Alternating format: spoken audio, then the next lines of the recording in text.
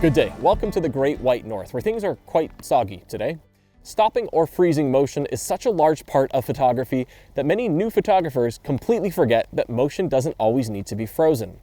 And using a long exposure can be a creative means of showing just how fast or slow something is moving. In this video, I'm going to show you everything it takes to capture a long exposure during both night and daytime, and a few of the potential challenges you'll face along the way. As always, exposure encompasses shutter speed, ISO, and aperture. The term long exposure refers to a long shutter speed duration. How long is a long exposure? It is relative. It could be 1 second, it could be 10 minutes.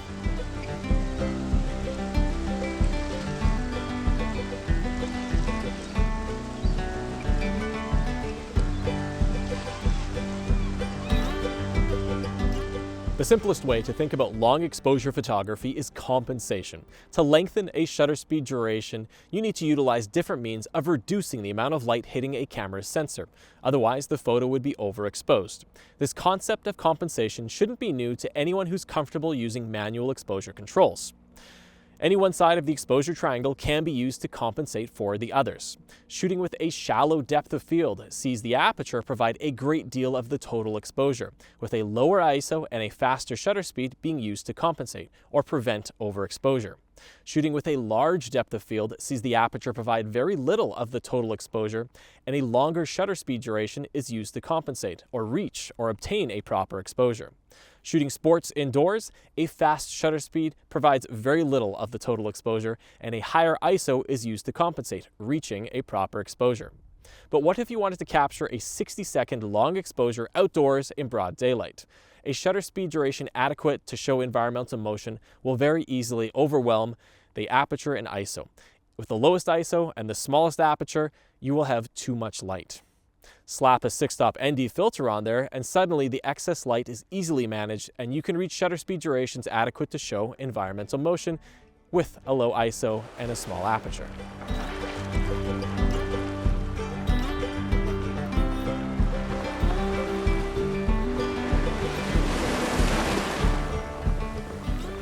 Before going on, there are a few important pieces of terminology to get out of the way, and the first is shutter speed. That is the duration of time that your camera's shutter curtain remains open, allowing light to hit the sensor, or if you're adventurous, film. A fast shutter speed sees that shutter curtain open only for a fraction of a second, and this does a great job of stopping or freezing motion. That is 1/250th of a second. A slow shutter speed sees that shutter curtain open for a much longer duration of time. And while that shutter curtain is open, any movement within your composition becomes blurred. So that is 1 second.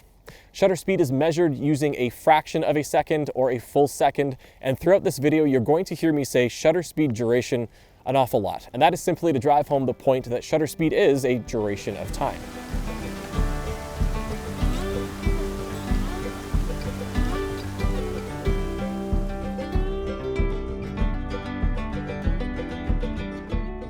The next piece of terminology is metering. This is your camera measuring the light intensity of a composition, but not across the entire frame.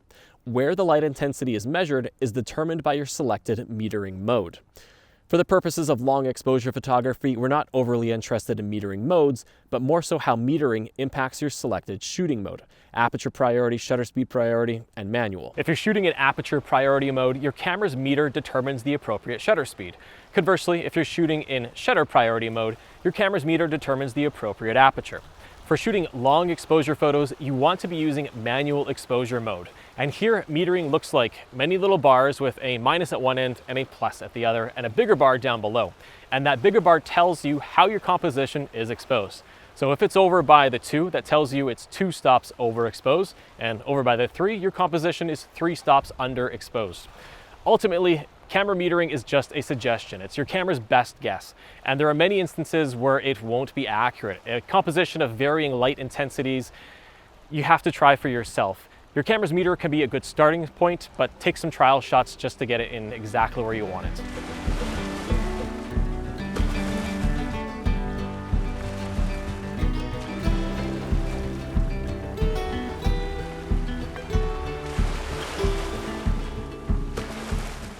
To capture a long exposure photo, there are only two things that are necessary. And the first is a camera with manual exposure controls. You're looking for a little M, likely on a mode dial.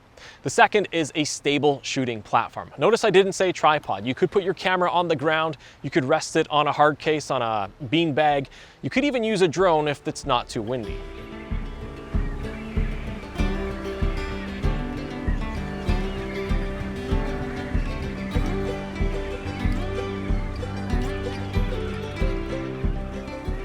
Though it is possible to capture a long exposure with any stable platform, most of you will be capturing long exposures with a tripod, and it is very important that the tripod you use is strong and sturdy, as any vibration that finds its way into your camera system can reduce the sharpness of your photo with a bit of motion blur. And there are multiple ways that vibration can find their way into your camera system. Your tripod's feet slowly sink into the soft ground. Your assistant catches sight of a river otter. With all the possible ways that vibration can introduce motion blur to your long exposure, you might be inclined to try using a lens or a camera body with some sort of image stabilization system.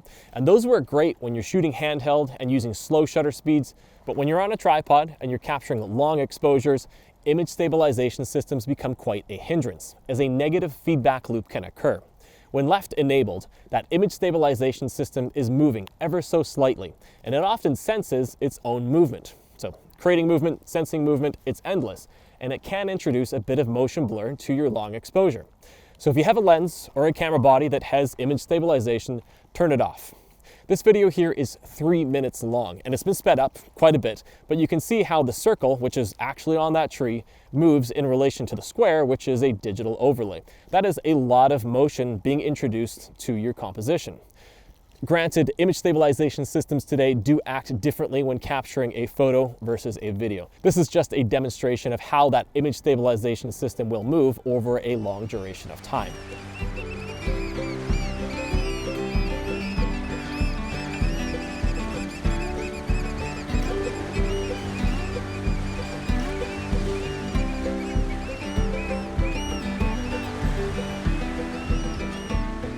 In addition to having a strong and sturdy tripod, it can be advantageous of having some means of remotely triggering your camera shutter, as relying on your finger to press the shutter button has the potential of introducing some vibration that will linger or persist into your long exposure, introducing a bit of softness through motion blur. Now, the simplest and most cost-effective means of reducing that unwanted vibration is relying on your camera's integrated self-timer. If you have a delicate touch, that 2-second timer should suffice. But if you're heavy-handed and you have the potential of pushing Earth off of its orbit when you press that shutter button, use the 10-second timer. That extra time will allow any vibration in the camera system to dissipate before your exposure begins and that shutter curtain opens.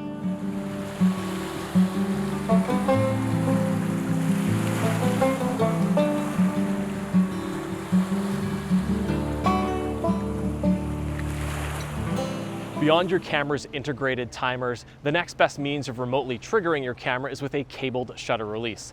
This involves limited touching of your camera and helps reduce the potential of vibration ruining a photo. As an added bonus, most cabled shutter releases have a shutter lock, which are great for bulb exposures when exposure times exceed 30 seconds. A cabled shutter release truly does a fantastic job of reducing the need to touch your camera, but it is important that once you've started a long exposure photo to not let it just swing and hang from your camera. This puts unnecessary stress on the remote control terminal, and if it's swinging enough, it can introduce a little bit of vibration to a photo. Instead, try to find some way to suspend it from your tripod. Velcro or hook and loop does a fantastic job of that. I use an embarrassing combination of elastic bands from Broccoli Heads.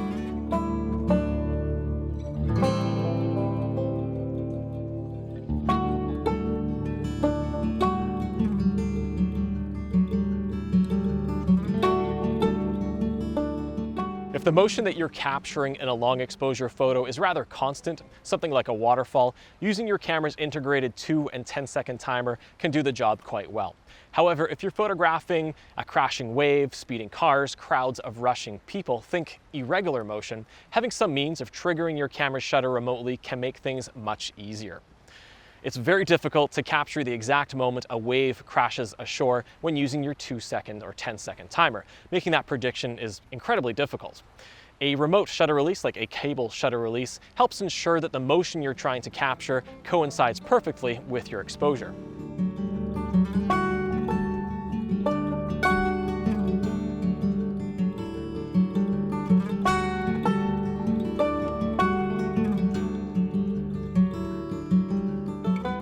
The final remote means of triggering your camera's shutter is using wireless connectivity. That could be a mobile device, it could be Pocket Wizards. Either way, there will be no vibration introduced to the camera system when you press the shutter button remotely from meters away. This is a more involved process. Wireless connectivity between a mobile device and a camera is quite flaky, and using Pocket Wizards requires very special cables.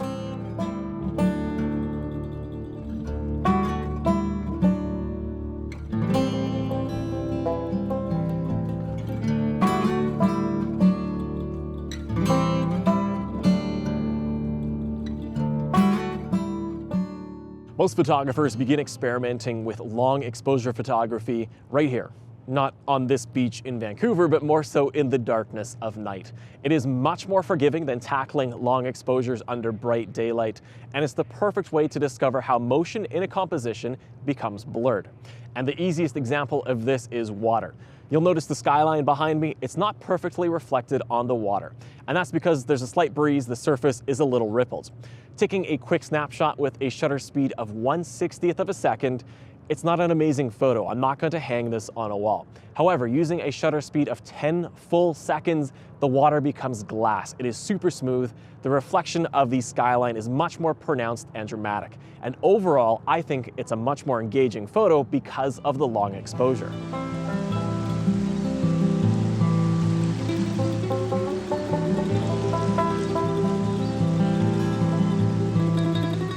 Long exposure photography in the darkness of night is all about capturing enough light. However, during the day, the challenge you'll face is having too much light.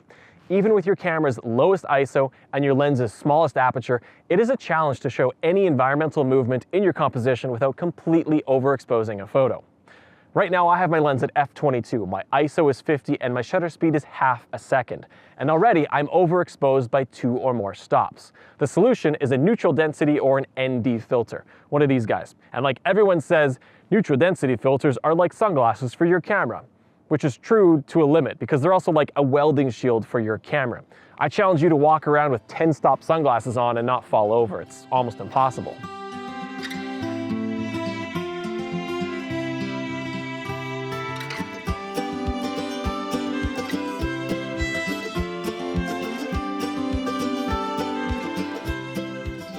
ND filters are found in 2 form factors, circular threaded and square drop-in, though not always square. Sometimes these are rectangular. Now the square drop-in ND filter is without question the better long-term financial investment, as they're compatible with any lens regardless of thread size. Additionally, these can be stacked very easily. You can have a 6-stop and place a 3-stop graduated right on top without any vignetting. A circular threaded filter, even one sometimes, is enough to cause a bit of darkness in those corners. Stacking 2 of these, your vignetting is going to be very significant. Square drop-in filters can be rotated. So if you have a composition where the horizon is not level, you can turn your graduated filter to perfectly align with your unlevel horizon. Circular ND filters, you can do that with some of them, but it's not quite as easy to do. The square ND filters are very pricey. The glass is expensive. You need an adapter ring for every thread size of lens that you have. You need the holder. You're going to be carrying more gear with a square drop-in filter, and it's a lot more of an investment up front. If you're just starting to explore long exposure photography, buying a circular threaded filter for your largest thread size and then buying a series of step-down rings, that might be the better roadmap. Also consider their durability. The square ND filters are very fragile. You can't toss this in a bag and just forget about it. You need to protect this rather extensively. Circular threaded filter, you can chuck this in your bag as long as it's in that little case, and they'll last quite a while. Regardless of which route you go, be aware of inexpensive filters. They have color casts that are green, magenta, and their stop measurements, they're not always accurate. So buy some quality filters regardless if they're circular or square. The strength of a neutral density filter can be indicated by a few different numbers, and unfortunately manufacturers have yet to agree upon one standard unit of measurement. The easiest way, in my opinion, to understand the strength of a neutral density filter is how many stops of light it removes from your exposure. That said, you might also encounter a ND filter factor number or an optical density number. And regardless of what number is labeled on your neutral density filter, you should be able to find it on an exposure calculation table or on an app in your mobile device. So this 82mm Hoya filter says it's a Pro ND 500. And I know that ND 500 is 9 stops of light. So it's easier to think of this as a 9-stop ND filter than a Pro ND 500.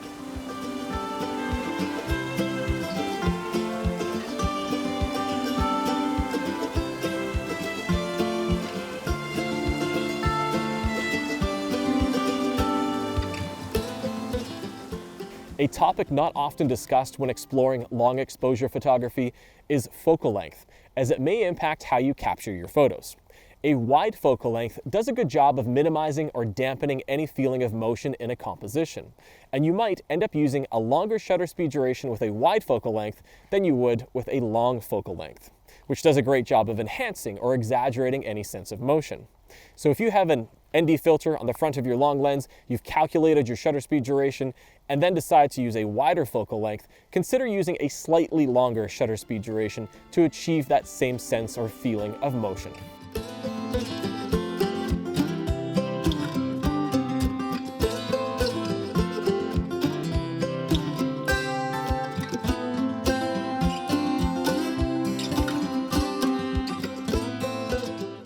Now that you're familiar with the essential pieces of kit needed to capture long exposures, as well as a few of the potential challenges you might encounter along the way, it's time to capture an actual photo.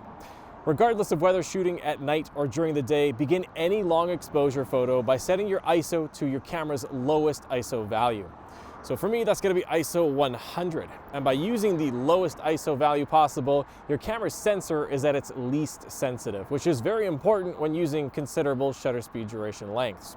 As an added bonus, your photos will be relatively clean, with minimal ugly digital noise. Next, go ahead and select an aperture value just as you would for any other composition. I'm going to use f5 this evening. Now take a peek at your camera's meter. It is here where shooting long exposures during the night and during the day differs quite a bit. And because it's nighttime, we will stick with nighttime. So looking back at that meter, my camera says this composition is underexposed by 3 or more stops. I have my ISO selected, I have my aperture selected, my shutter speed, that's just leftovers from the last photo that I took. It's 1/100th of a second. So I have to change that shutter speed to find a proper exposure. Slowing it down, I reach about 2.5 seconds. Now notice my meter, it doesn't say I'm properly exposed. I said it off the top, your camera's meter is just its best guess. It's a suggestion, you don't have to follow it to the T. This display is set up as exposure simulation, and to my eye that looks pretty darn good. So checking my focus is where it should be. With the digital, I'm using manual focus. I've got a 2-second self timer enabled. We'll see what this looks like. It's not a bad photo, it's not a good photo, it's certainly not the photo that I had in mind this evening. The headlights and the taillights of the vehicles, they don't encompass the entire bridge deck. So I now need to think to myself how long of a shutter speed duration is necessary to allow vehicles to reach the other end of the bridge deck from this end. I could be hardcore and use my watch and actually time a few vehicles and see how long it takes them to get across that distance. I'm not hardcore, I'm just gonna wing it and guess that takes about 10 seconds. So slowing my shutter speed down to 10 seconds, I immediately realize the bridge deck is looking quite hot. That longer shutter speed duration is allowing a lot more light to hit the sensor, so I need to compensate for that extra light. I'm gonna compensate by stopping down my aperture to f10.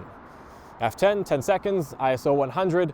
My focus is where it should be. I hope so. It hasn't changed in the couple of moments since that last photo was taken. My 2-second self timer is still there.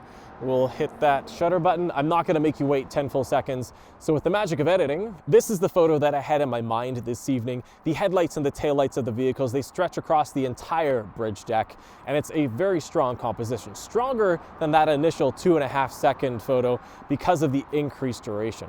So when you're in a situation where you're trying to ballpark your shutter speed duration, try and think to yourself how long of a shutter speed duration is necessary for the movement in your composition to travel the desired distance across your frame. So in this situation, it's the cars traveling from one end of the bridge deck to the other. If you're on the beach, how long does it take for a wave to crash from one rock and roll into the sand?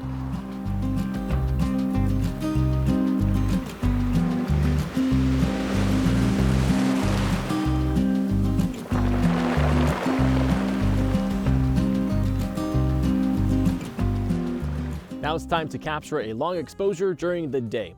And just like any long exposure, the first step that I've already taken is moving my camera's ISO to its lowest possible value. In this instance, that's ISO 100. I've also gone ahead and selected an aperture value of f5, just like that bridge photo. And my meter currently says that I am underexposed by a little over 1 stop. My shutter speed is 1/250th of a second, just leftovers from whatever I was shooting most recently. So I'm going to start by slowing my shutter speed down a little further, finding that proper exposure, 1/100th of a second, not a long exposure. Now I can reduce the amount of light hitting the camera sensor by stopping my aperture down just a bit further. We're going to get to f11.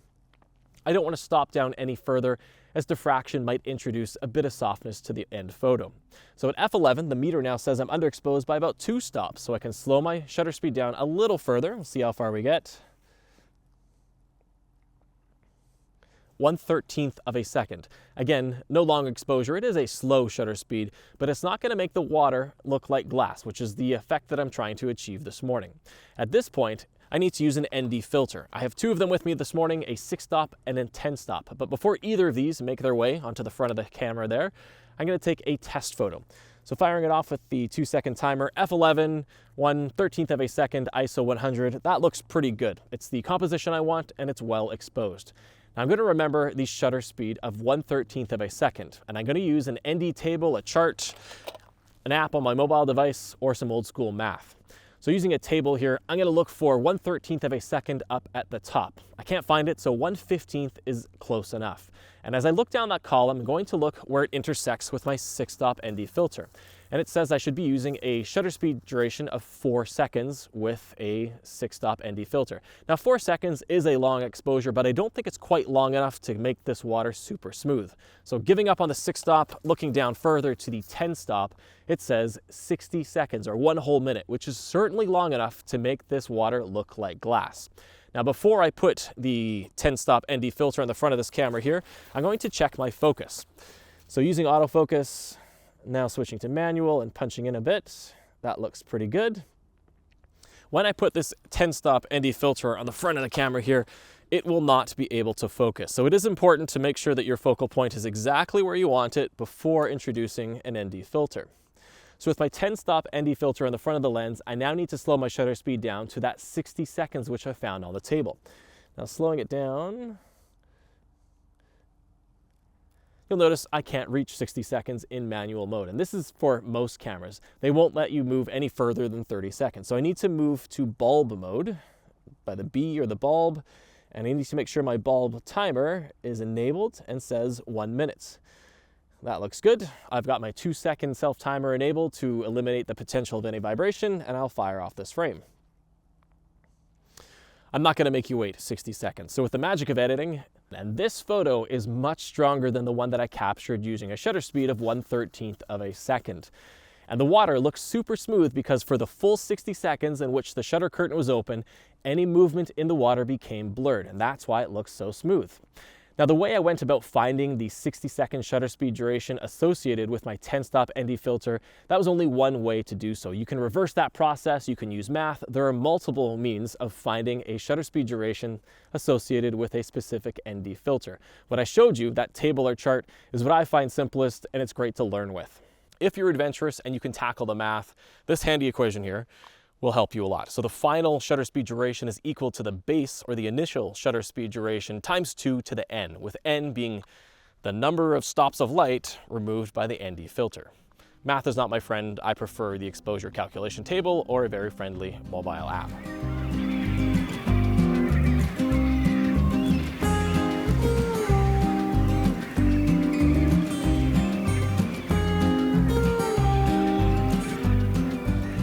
The photo that I just captured required the use of bulb mode.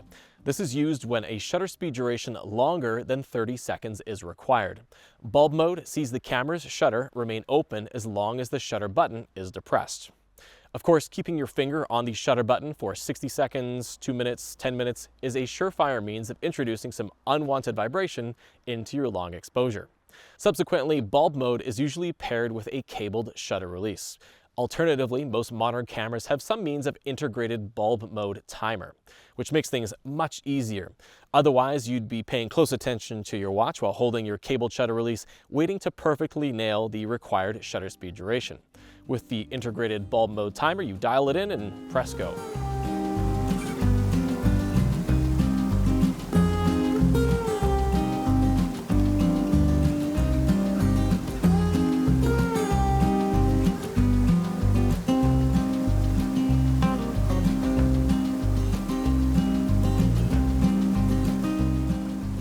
I do think that it's worth mentioning that long exposure photography in itself is not a genre of photography. It is simply a technique. It's a technique that you can use to capture various genres of photography. Obviously, you can capture landscapes, you can capture wildlife, you can capture macro. Maybe you could capture some sports and portraiture. I challenge you to capture those last two with a long exposure. Having said all that, there are a few elements I feel make for a strong long exposure. And the first is something moving and something static. That contrast between moving and static makes for some powerful imagery. Next, you want some contrast in your lighting. So high highlights, low lights. If the lighting in your composition is moving throughout the duration of your shutter speed, it kind of softens and mutes any contrast, and it's not overly engaging.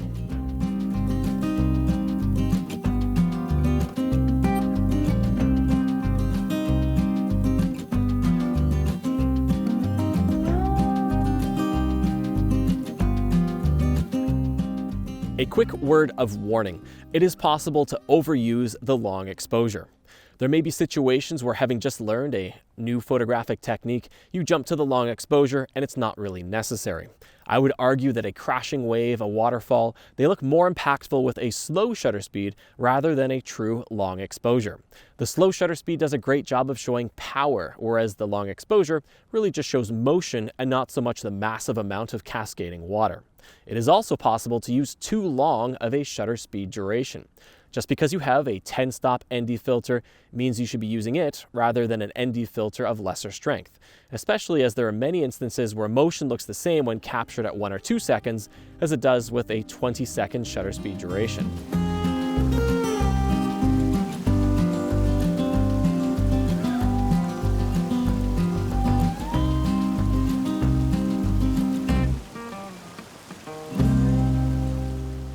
To wrap things up, I need to talk to you about digital noise reduction.